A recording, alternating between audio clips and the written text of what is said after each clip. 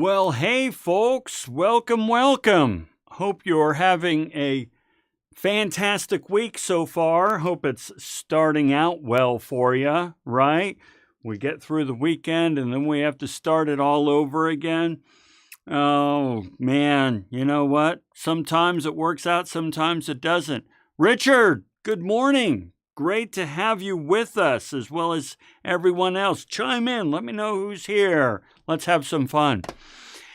Hey, so today, we're going to, all right, we got Stephanie, we got Sarah, we've got Christopher. Oh, this is fantastic. Good deal. Good deal.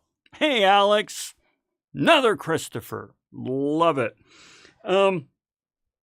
So my wife's name is Susan. And the other day we were watching a movie with a main character's name being Susan. And, Susan used to be a really popular name for women, but these days, not so much, right? It's not really that popular. And so they kept saying Susan over and over. And I asked her, I said, does it kind of throw you for a loop when you hear that? And she's like, yeah, it does. Kiara, Randy, Caden, Shandell. Holy smoke. We got the whole crew. All right, let's get started. Let me go ahead and set up and we'll do this thing.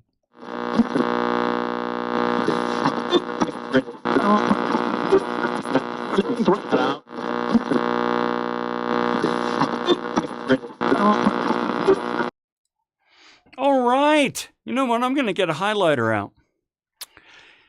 Today we get to talk about gossip, rumors, and word of mouth. So here's the thing, guys. This is a business communications class, right? So that means, we talk about email. We just had that email assignment. And we're going to talk about team reports and meetings and team minutes and agendas. Okay. We're going to talk about those things, and these are important skills. However, you already know that probably the most intense communication channel at work is gossip, rumors, and word of mouth, right? So that's what we are going to explore today, and we're going to get into this. So the first thing I want to do is I want to first make sure we have some clear definitions for what we mean by gossip, rumors, and word of mouth. They're all related, but they're different. So we want to make sure that we understand them. And then we're going to start talking about what we experience at work and so forth. So, brainstorm. Okay. Oh gosh, Sarah. So you mentioned brainstorm. All right, everybody, here's a cool new thing. So my good friend Penny, she works at Intel, and she says that they are using ChatGPT as a brainstorming tool, and that it's really cool because it's like having somebody else in the room who is not ensconced in the industry and group think. So really interesting. So Sarah, I'm totally with you. Hey, you know what that means? Bam. All right. Hey, so let's talk gossip first. Right? Gossip. A casual or unconstrained, here, I'll come on over here and join you this way. A casual or unconstrained conversation about other people, typically involving details that are not necessarily confirmed as being true. You're over there. Okay, there's our definition. Don't worry, we're going to work into how it all works and so forth, but bear with me. Definition: casual or unconstrained conversation about other people, typically involving details that are not necessarily confirmed as being true. Okay, that's good. All right. So then our next definition is not coming up because I have my mouse on the wrong area. Gossip often trades in rumors. The way we gossip oftentimes involves trading rumors back and forth. What have you heard? So on and so forth. So what's a rumor? Well, a rumor is a circulating story of uncertain or doubtful truth. A story gets passed around. True or not? I don't know. It's doubtful. Okay? Well then, this brings us to word of mouth, or the rumor mill. These rumors get passed around and around through gossip, creating the rumor mill, word of mouth. It's how gossip and rumors spread, but it's also how values and behaviors are expressed and reinforced. I need to fix that typo. We talked about typos, right? So that's how rumors and gossip gets around is through the grapevine, if you will. Okay? So this is what we want to do. We're going to take 2 minutes. I want you to think about this. High school 1010. Yeah. Oh, never happens to you. Never come across rumors before, huh? Moving death. Yeah, totally a new concept. I get it, right? Yeah, I don't truck with that either. Actually, we do. We're going to talk about that. Okay, so we're going to take 2 minutes and we'll write on the board, why do you think we gossip? Okay, that's all we're exploring is, and where's my button? There's my button. Why do you think we gossip?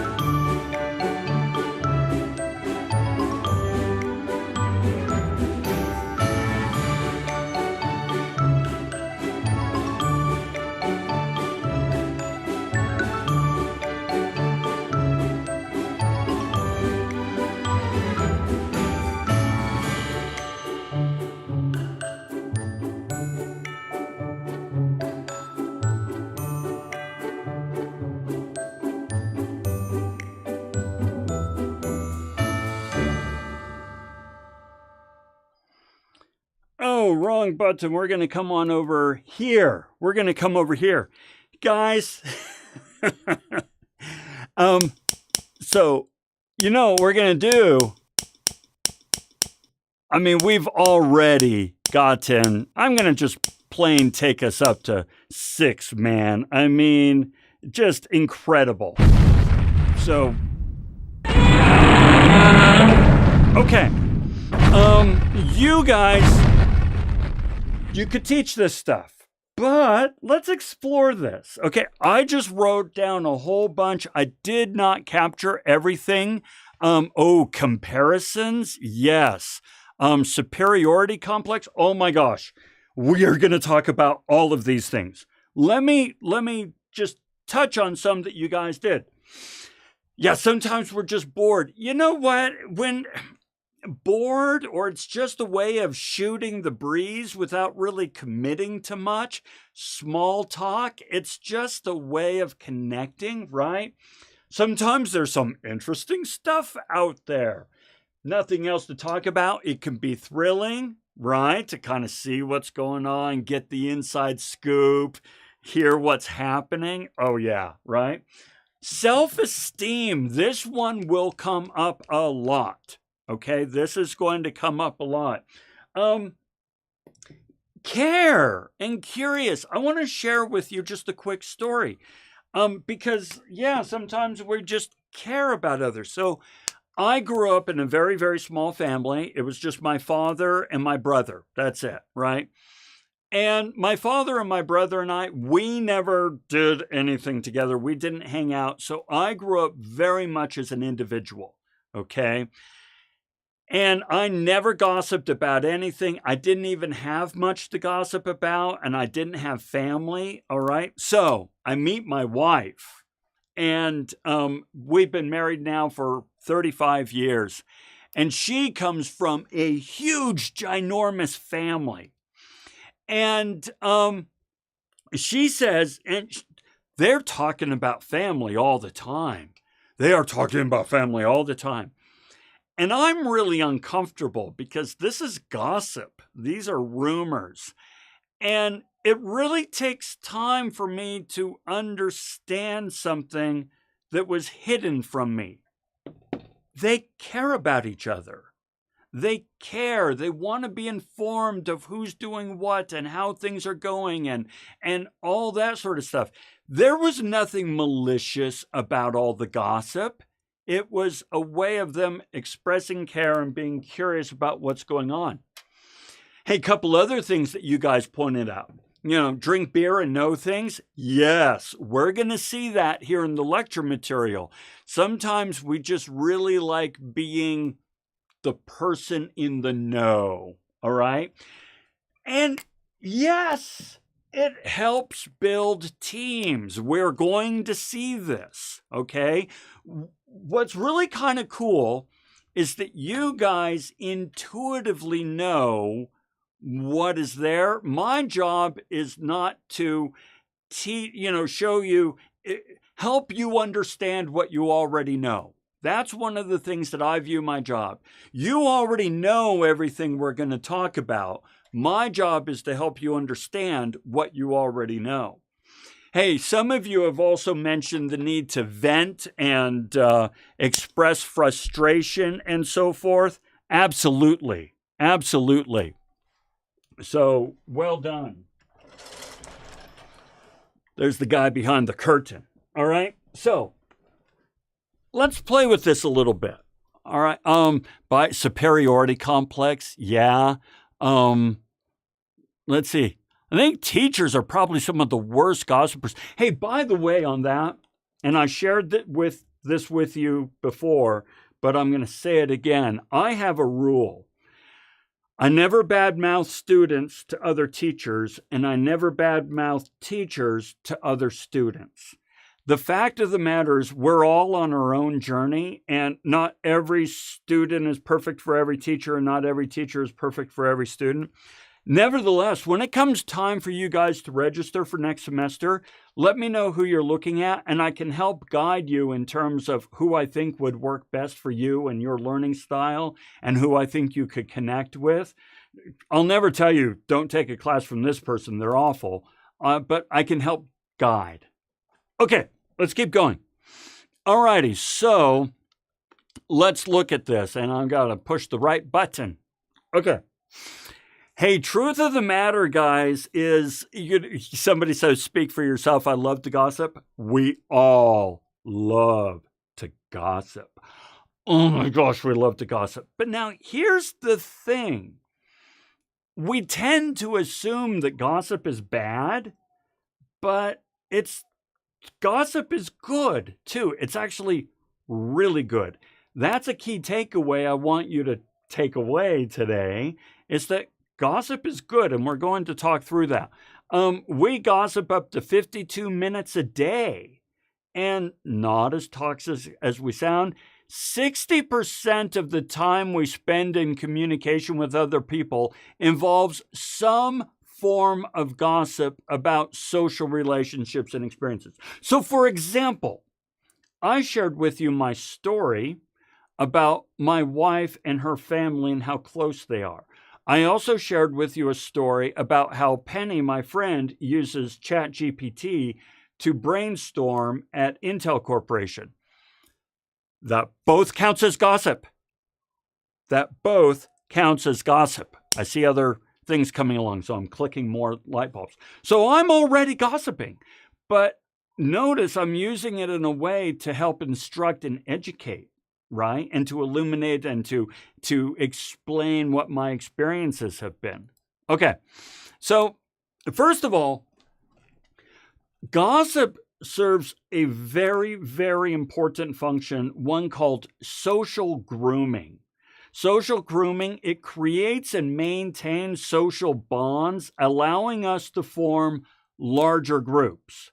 Now, we talked about in the past about how communication is key. Communication is totally key in us having a place in our community, belonging in society, and we need to belong to society. Well, communication is key for that, and gossip is how we socially groom. Hey, how you doing? How was your weekend? Yeah? What'd you do? Oh, yeah. The other day, somebody showed me a video of his friend wiping out while skiing over the weekend. That's a form of gossip. Even though there was video footage of it, right? It's social grooming. And it allows us, as I said, as it says here, to form larger groups. So right now, you have really, really close bonds with a handful of people. The rest of the people in your orbit, you only know tangentially, you only know them somewhat, but you're able to kind of keep tabs on what's going on through social grooming gossip. Okay. Helps us solidify relationships and encourage cooperation. So you guys pointed this out. You said teams. Teams. Yes. Okay. So gossip is a way of us kind of intermingling our lives and our DNA and our identities such that we've got each other's back and we're willing to help out and support one another. So, for example, a lot of you mentioned high school. Gosh, I don't want to think back that far, right? Yeah, how, did you hear about, yeah, I'm just seeing more comments, so I'm giving more points there. So, gosh, encourage cooperation. Okay, encourage cooperation. Well, think about you guys as students. Let's say that you have a jackass professor. Hopefully not me. Okay, but let's say you have a jackass professor.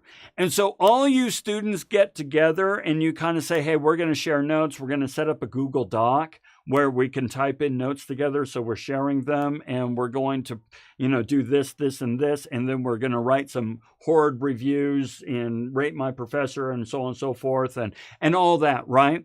Well, you're able to do this because you have relationships. You've been sharing stories back and forth about this a-hole teacher.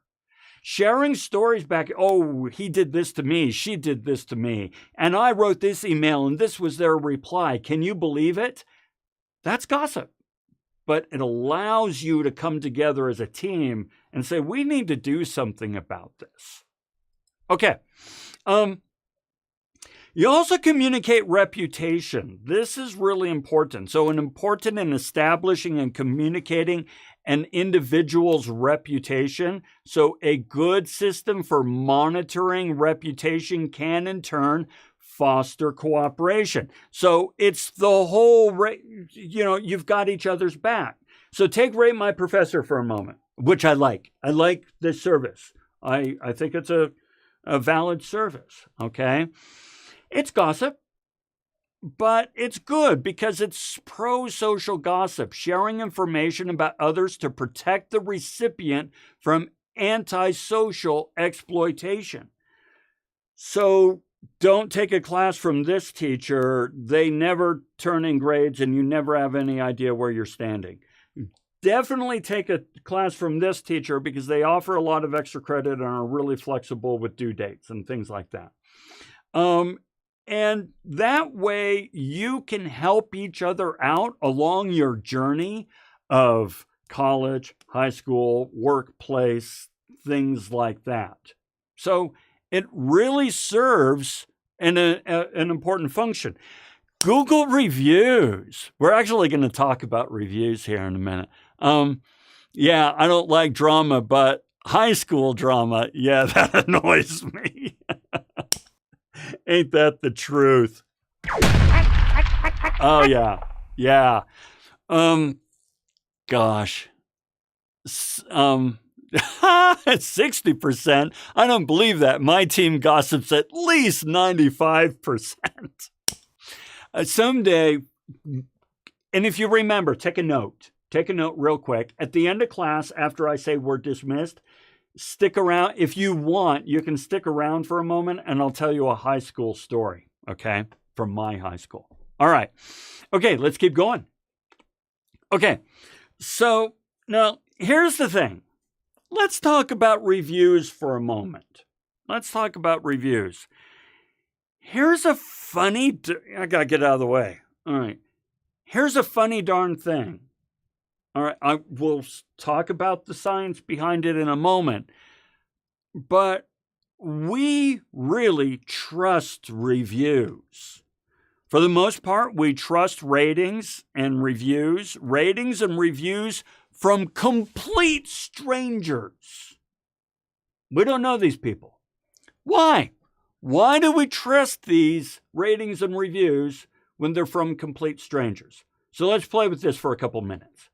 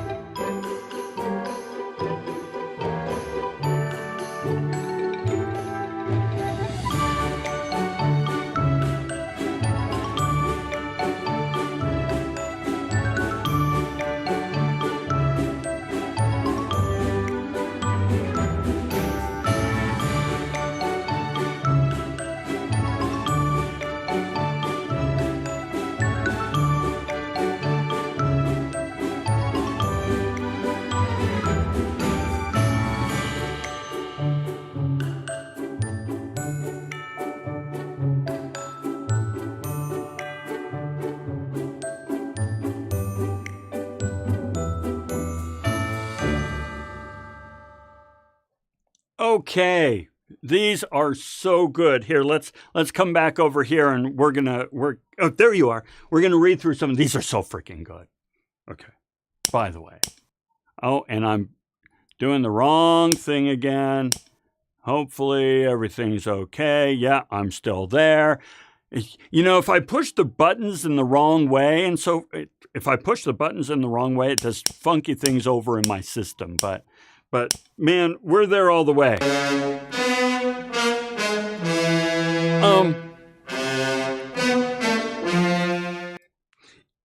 Email here.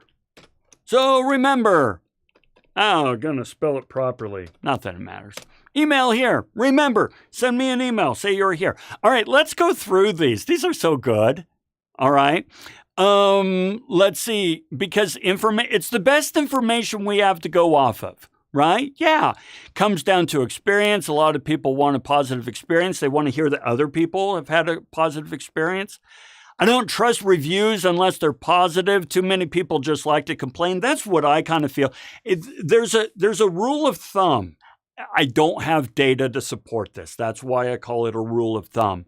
But there's a rule of thumb in contact centers and reviews and so forth that you will get one positive review for every 7 negative, because people love to vent And you guys even pointed that out before on the gossip. We like to vent. We like to express our frustration. You guys pointed that out. Therefore, we are more likely to leave comments when we have something to get off our chest versus, yep, that happened exactly the way I expected it to. I'm not going to say anything, right? Take with a grain of salt, absolutely. Most reviews come from people who have experienced the thing. We're going to hold on to that. Amazon, if you don't have at least 1,000 good reviews, it won't sell. That kind of makes some sense, especially with algorithms and so forth. So I have Nutshell Brainery, and the YouTube algorithms are looking for certain things. They want to see watch time. They want to see that people are engaged and so on. And so if I don't get that kind of engagement, the algorithms say, meh, yeah, totally true. Okay, thinking about buying, we want somebody's opinion on it. Yeah, you guys are nailing it, right? Okay, so let's test this out a little bit. I love this comic.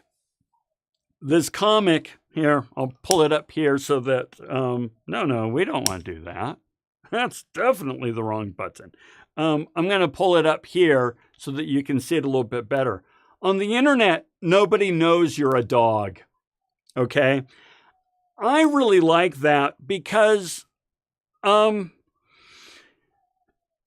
first of all, no. By the way, before I go on my tirade, I want to say in full disclosure, I read the reviews.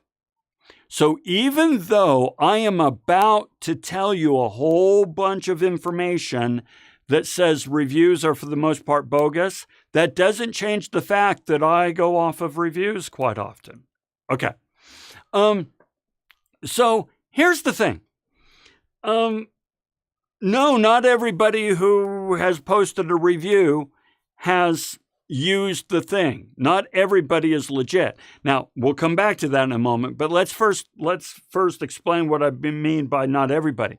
You can pay services to post positive reviews about your own products and services and negative reviews about somebody else's.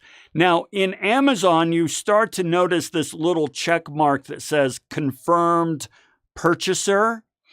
That is because that's Amazon's way of trying to battle these companies that are out there that are bolstering their own reviews and slamming other people's by just paying a service provider to do that. I could get 20 million subscribers tomorrow to Nutshell Brainery. If I pay the money, I can get a whole bunch of bogus subscribers. And then I look sweet, but it's not real. Same thing with reviews. So this is a real thing. Second thing about reviews is you guys already pointed out most of the time, only the negative review, most people only give negative reviews, which means that, you're not hearing from the people as much who really loved the product. Third thing, even if it is an actual person who has used the product, you are assuming, we are assuming when we read the review that a few things. We're assuming they used it correctly, right? So if somebody says, I bought a brand new Sony A7 III, whatever, I don't know, whatever camera I'm shooting on right now. I think it's an A7 III. And it pooped out on me third day on my trip. What they're not saying is they were trying to use it as an underwater camera without a cage. They didn't say that. So we don't know how they used it. When they said this thing broke on me the first day I opened it up, or it broke within 3 months, we don't know how you're using it. It's like, what the hell? The other thing is we don't know that they have the same values as we do, that they have the same expectations. Let me give you an example. Let's say with Rate My Professor. There is one professor, I will not say this person's name, Their reviews are either, this is the greatest person who has ever walked on God's green earth, or they are, I would not walk across the street to put them out if they were on fire. Okay? The reviews are either one or the other. Well, now, you can't really figure out a whole lot with that because it means that this professor really connects with one type of person and really pisses off another kind of person. And that's not always clear in the reviews. Nevertheless, we really trust reviews. Now, why am I going on about that? Why am I banging on about trusting reviews? And we won't worry about this. I'm banging on about it because we trust gossip. We trust gossip for the same reasons that reviews are just gossip. People, here's your mind-blowing moment for just a second. I know you can see the screen, but reviews are just gossip. That's it. And as we've seen, we trust the reviews and we trust gossip. So it's something to bear in mind, okay? One thing it says here, by the way, Warrior Cat's role play and Goodreads. Oh, I'll have to check that out. Let's see, fake reviews. Even on Rate My Professor, you can tell. They tend to say the same thing multiple times and so forth. Yeah. We're a social species. Yeah, Sarah. On the nose, right? Sometimes I'm embarrassed of my Rate My Professors because if you go to Rate My Professor for me, you'll see that my ease of grading is right in the middle. And I'm glad it's right in the middle. What I don't like is when somebody says in Rate My Professor that, oh, he's an easy A. And it's like, listen. I know I'm an easy A. I've already told you I am the easiest person from whom, hang on, I hit the wrong one again. I am the easiest professor from whom you can earn an A, but you still got to earn it. And so when you say it's an easy A, sometimes it sends the wrong message. Okay, so why do we love this so much? All right, well, in the workplace, we rely on gossip a lot because, frankly, oftentimes there's a lot of anxiety at work. Either anxiety from customers or anxiety from coworkers or anxiety from bosses and managers and so forth. And when there's anxiety, we tend to want to reach out and gather information. All right, we'll talk more about that in a moment. But if your workplace, and one of you said that your workplace is kind of like high school. Oh my gosh. I'm really sorry to hear that, but that's why you're in school. Hey, by the way, about being in school, I may have shared this with you before, but I want to share it again. You are in school so that you can work with more professional people, more educated, more informed, more experienced, more mature. Yes, on all of them. But that doesn't mean that gossip disappears. It just means they're more sophisticated and nuanced with it. We all do it. Okay, let's come back here. All right, so anxiety. Also, when there is a lack of trust in leadership, gossip explodes. Just that simple. Lack of information. I cannot stress this one enough. I look like I'm listening to my hip hop music. And yes, I do. I found this new hip hop artist from China. So cool. All right. Vava, I think. V-A-V-A, I think it is. I don't know. If you're curious, we'll find out. Getting back to topic, Lon. Information abhors a void. If there is a lack of information in the environment and people are hungry for information, we will make crap up. I kid you not. We need information so much that we will make up information if leadership isn't sharing it with us. Hey, you guys pointed this one out earlier, right? You want to establish yourself as an expert, as somebody who's in the know. This brings about gossip quite a bit. We also use gossip to build alliances. Hey, this professor, this person's going to be the death of us. Let's take care of each other. Well, that's not only a form of gossip, but you're also building an alliance so that you can survive together. And same with rate my professor and so forth, right? So how are we going to reduce undesirable rumors? Now, here's something that leadership really needs to understand. Gossip is good. Gossip, we already talked about, the telephone game. Yes, I love it. Gossip is good. We need gossip. Remember, gossip is how we stay connected and we show caring and we're informed and we build teams and we collaborate and we protect each other from antisocial behavior.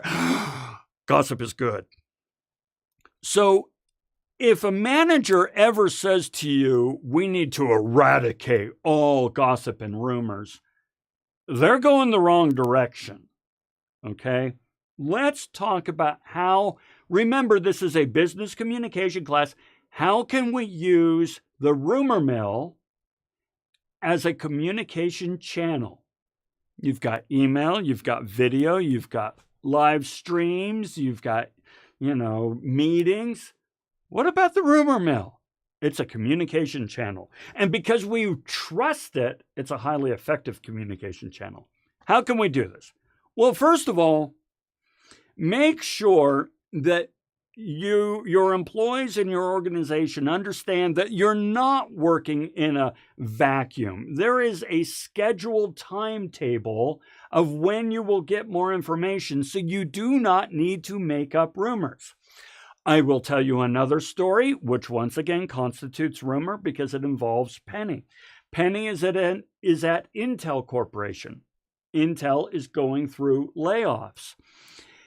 And I asked her, I said, are you nervous about the layoffs, right? Gossip. I care, right? And she goes, you know what? It's actually pretty nice because the leadership, and Intel is actually really good at this. The leadership has these scheduled updates every 3 days. They do these live meetings, live streams, and videos, and they give these scheduled updates. So we really don't need to grouse around for information because we know we're going to get trusted information in just a day or two. So we just all use that as our play sheet. Brilliant, brilliant. Okay. As a manager, you don't want to say, no more rumors. You want to be a trusted member of the conversation, okay? Don't try to eliminate or control the message. Seek instead to be a trusted member of the dialogue. I am trying to do that when I say, hey, when you register for your next semester, let me know who you're looking at. And I'll help guide you in terms of, well, if you like this kind of faculty member, if you like this kind of teaching, if you like this kind of, this, that, and the other, I will help guide you. That is me being a hopefully trusted member of the dialogue as you make decisions about who to take classes from. It is totally gossip. I will be gossiping with you when I say this teacher really uses in-class activities like you wouldn't believe. By the way, Christy Grooms. I'll go ahead and do this right now. Christy Grooms. If you like in-class activities where you really get to explore something in a tangible group setting, Christy wrote the book on it. Bam. I participated in gossip, and I hope that I am a trusted member of your community such that you'll allow me to participate with you, okay? You also want to provide insights. Explain decisions and behavior that may appear inconsistent or secretive. So For example, let's say that you're taking a class from a teacher and you say, you know what? They haven't gotten, it's the first day of class and Canvas isn't up. And I'm like, okay, I'm with you. That sucks. By the way, that does suck. I don't like that. And you're like, oh, first day of class and Canvas isn't up. And I said, well, who's your teacher? And you tell me.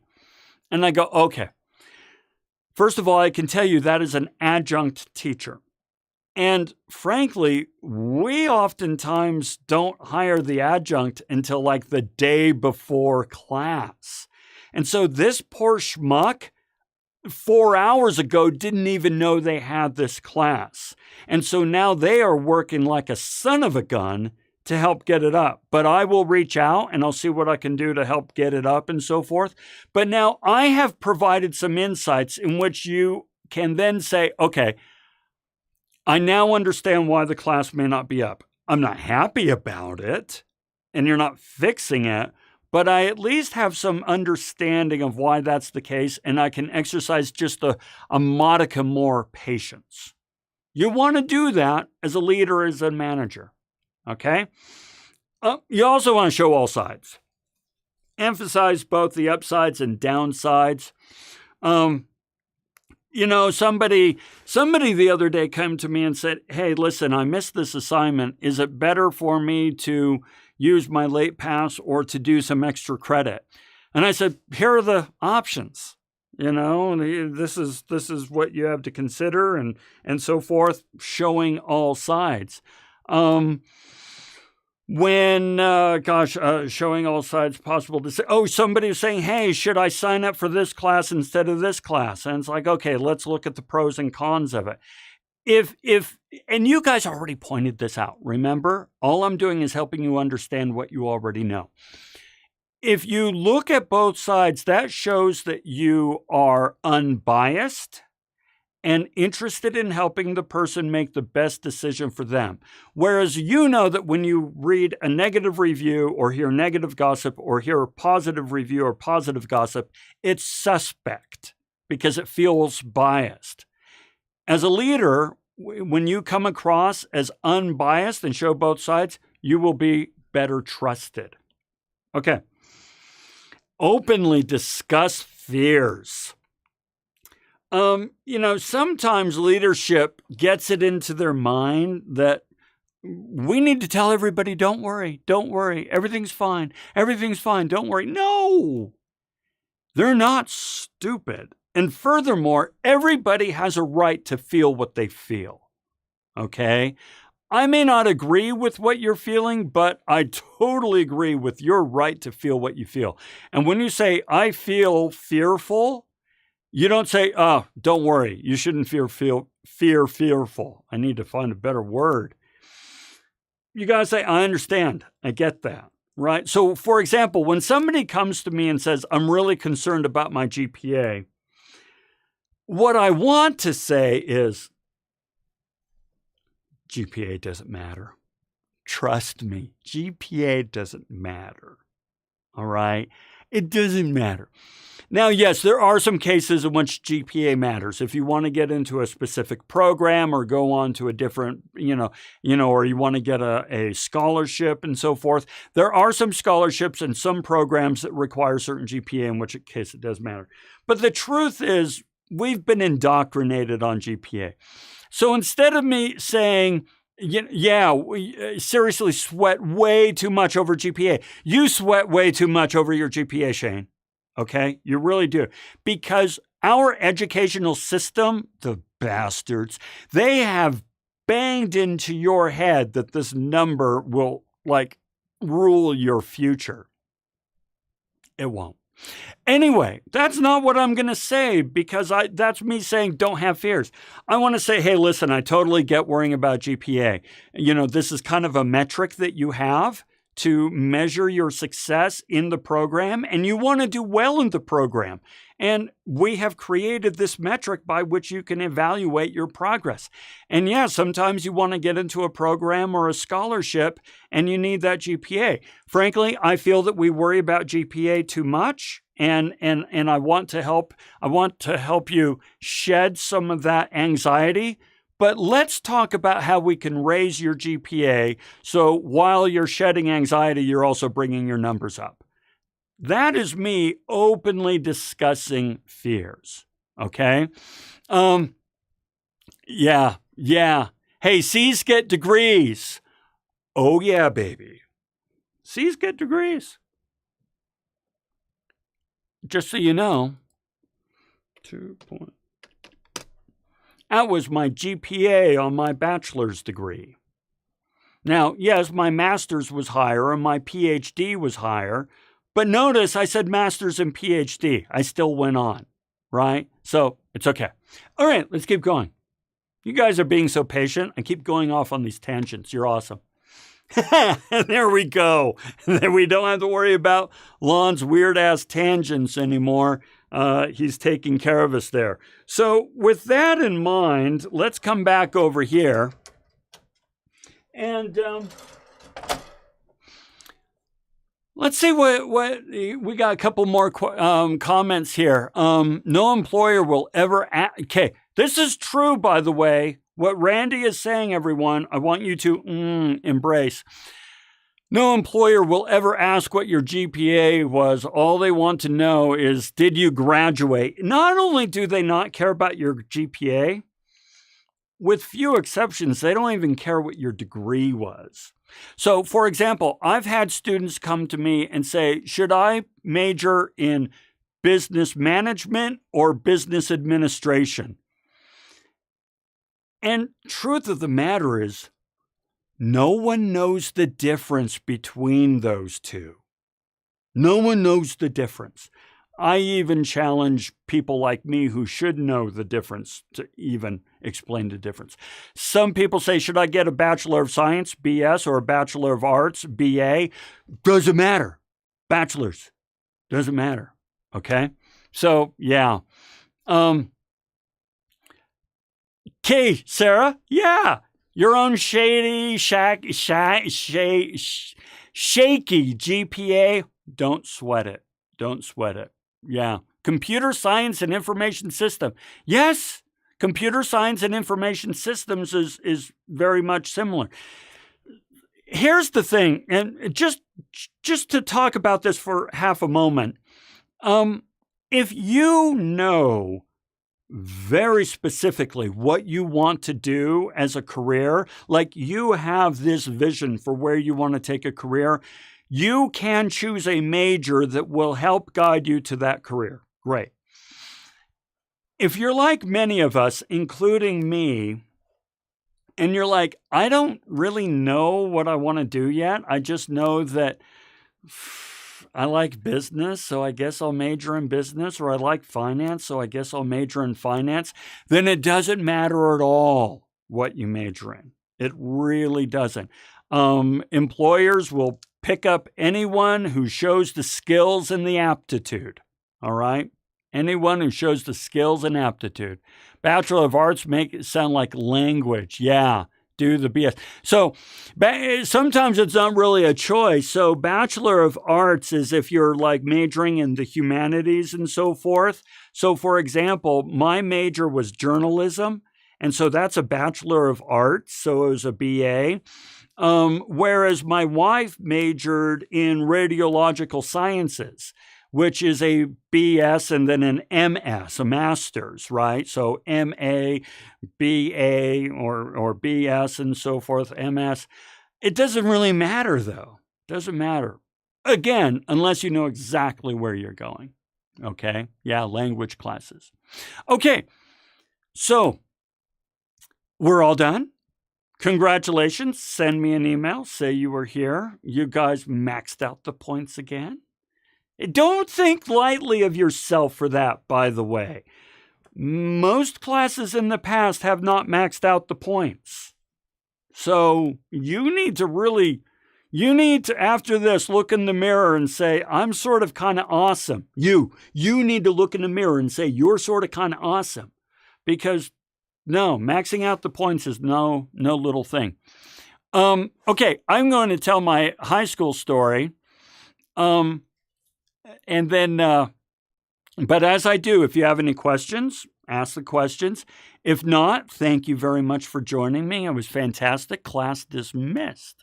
Fair my plan for economics. They said it would be good. Yeah, economics, yeah. Yeah, BS would take one fewer course. That's thinking like an economist, Sarah. Oh, you should get extra points for that. Okay, so here's my story on high school.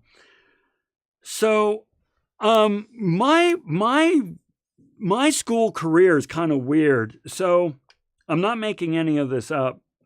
When I was a kid, I grew up in a hippie commune. And so I didn't go to school.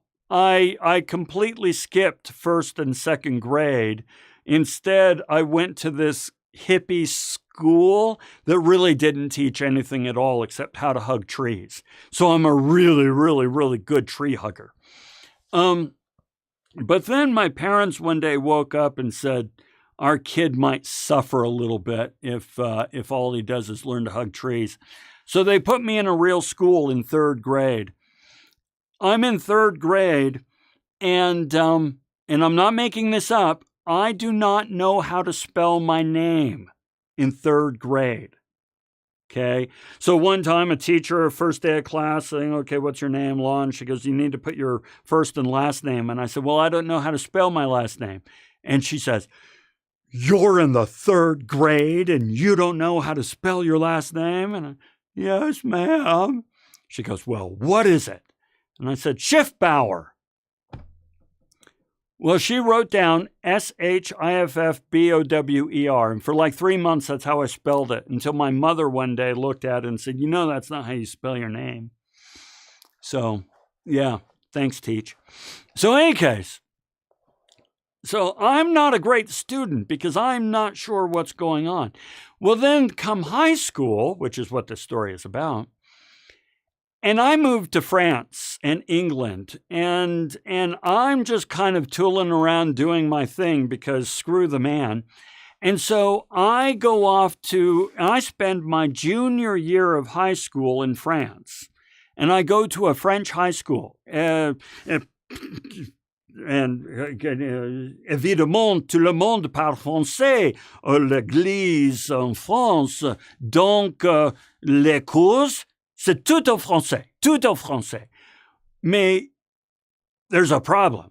I don't speak French. So I'm there really just scraping by with my French, let alone my classes. So needless to say, I fail every class. Of course I fail every class. I don't speak French. Which is why, by the way, if you're in my class and English is your second language, I will take care of you, because I know from experience that trying to learn something in a foreign language, I also speak Japanese, and so trying to work in a foreign language, very, very tricky, a second language or a third language. Anyway, so I come back for my senior year of high school. I come back to the United States, and I've got no records for having gone to school in France. I've got nothing. And even if I had records, it'd be F. So I sit down with a counselor, and this counselor knows what's up. And he's a cool dude. And he says, so we're going to see if we can get you to graduate. Did you take some geography in France? Yeah, I took geography. And what did you get? You probably got about a C, right? You probably got a C. Yeah, I totally got a C. Okay. And you took some French, needless to say. Yeah, French. Okay, well, you probably did all right there. You probably got a B, I'm sure. Did you take history? World history? Yeah. And no doubt you got a C with world history, right? Oh, yeah, you bet, sir. We both totally knew what we were doing, and neither one of us were going to say anything. And so he marked it off, and he said, all right, fantastic. Your junior year is all accounted for, and you're set to graduate. So it's probably no surprise why my GPA in my bachelor's degree was 2.33, because I didn't know how to be a student. I was too busy hugging trees and running around Paris and getting in trouble and having fun. I also hitchhiked around Europe that year. I was 16 years old and I was hitchhiking around Europe. So, yeah, wasn't the best student.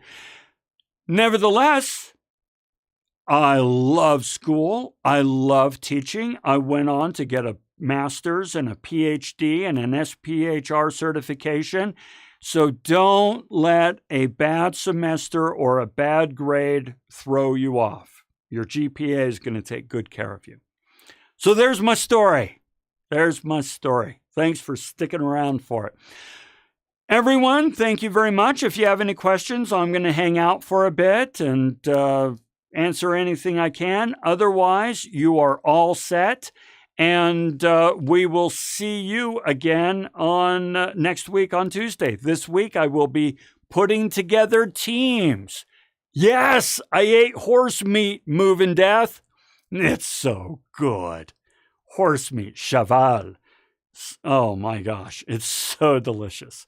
If people knew how good horse meat was, we would be riding cows. John Wayne would have been riding cows and herding horses. Yeah. So, all right, everyone. Have a great day. We'll talk to you later. We'll see you, Stephanie. Oh, by the way, Shane, my high school GPA was 2.3 as well. Yeah, now it's 4.0. Mwah, nice. And I'm super stressed for no reason to lose. Yeah, you're going to be fine. Okay, I did really well on my master's and my PhD. I did really well. And both of them, my GPA was like a 3.82. There's nothing wrong with 3.82. Don't sweat if you lose that 4.0. But own that you've got it. Congratulations, and do your best to keep it as well as you can. We'll see you, Moving Death. We'll see you, Ryan, Randy, Alex. You guys did fantastic. Moving Death, I need to find that icon. Have a great one, Shane.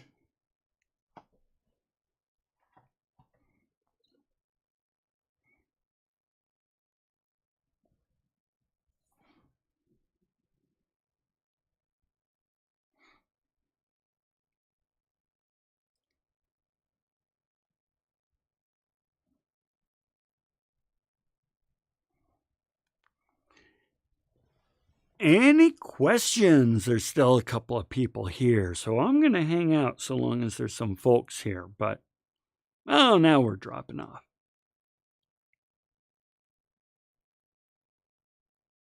All right, looks like we're good. So, everyone, fantabulous job, and congratulations for hitting the full marks again. We'll talk again next week. Have a great day.